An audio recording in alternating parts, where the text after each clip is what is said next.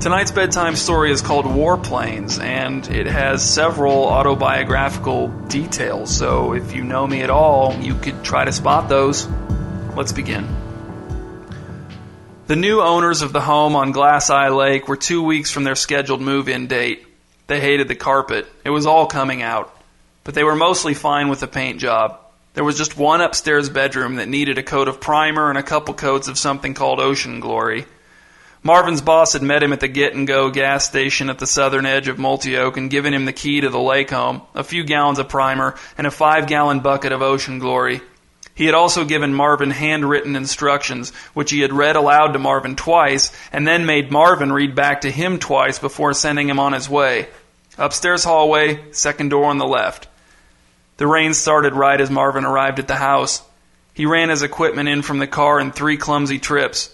The house was dark and empty, and every sound Marvin made attested to that emptiness.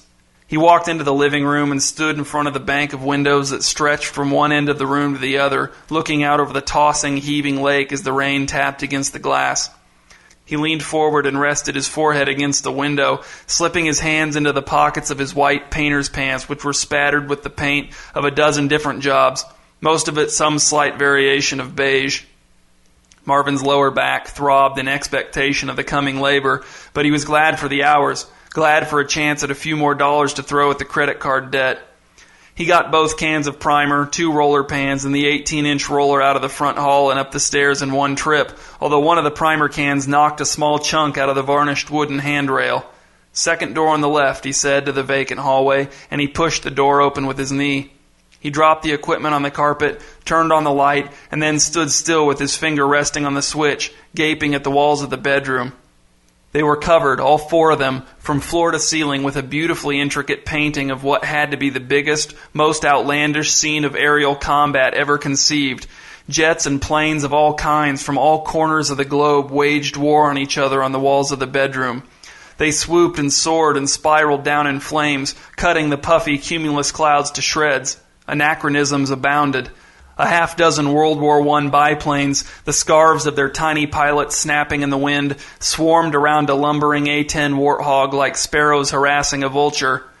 2 Messerschmitts bore down on each other with guns blazing while a Japanese Zero came out of the sun and careened towards an empty point in the sky where all 3 planes would converge in seconds.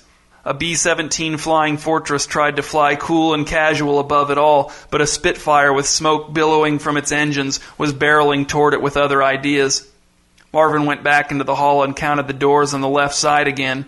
Then he consulted the written directions again and again counted the doors. Then he went back into the room and poured a can of primer into the paint tray.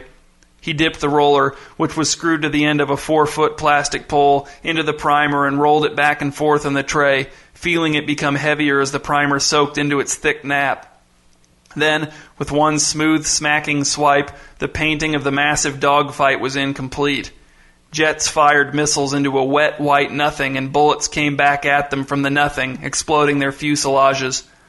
Marvin painted another swath down the wall, overlapping the first by an inch, not quite doubling the size of the primed area, and the battle was diminished that much further.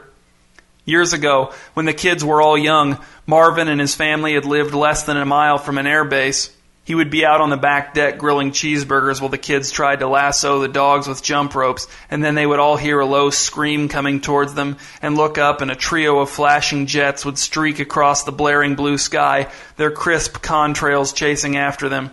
Sometimes an unseen jet would break the sound barrier, an act Marvin had thought to be illegal over residential areas, and he would feel the sonic boom shivering through his bowels while he stood at the kitchen sink and washed oil sludge from the mini bike off of his hands. Marvin's kids had been afraid that the jets would accidentally drop bombs on them. "That can't happen," he told them. "Yes, it can," they said, nodding their heads up and down and knowing they were right.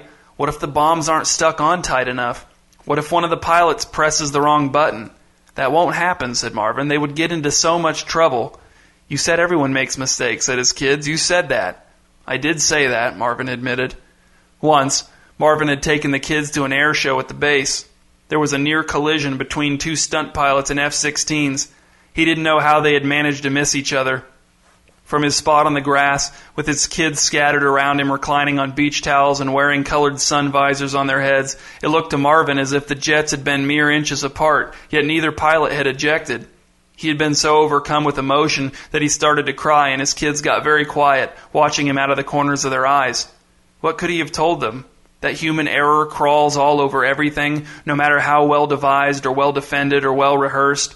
That in reality accidental bombs fall in constant showers because people are always failing to stick them on the planes tightly enough or pressing the wrong buttons? Marvin used the very last of the primer to cover the final narrow section of the wall over the door frame. A MiG-29 banking for a hard turn disappeared in the wake of his roller, and the room was all white. Where the primer had dried, faint shadows of the warring aircraft could be seen as through a thick haze, but the first coat of Oceanglory would take care of that. The wind outside hurled the rain against the bedroom window in intermittent bursts. Marvin's cell phone rang in his pocket. "I told you the wrong room," said Marvin's boss. "It was supposed to be the first door on the left. I must have written it down wrong. How do you feel about taking the blame for this one? You know, with kind of an honest mistake approach?" "I'd prefer not to," said Marvin. "We'll talk about it," said his boss. "Take an early lunch. I'll be over with more primer in a half hour." Marvin went to the first door on the left from the top of the stairs, the correct door, and opened it. He turned on the light. The walls were a flat beige color. As usual, there had been no warning, no air raid siren, and here he was again, picking through the rubble.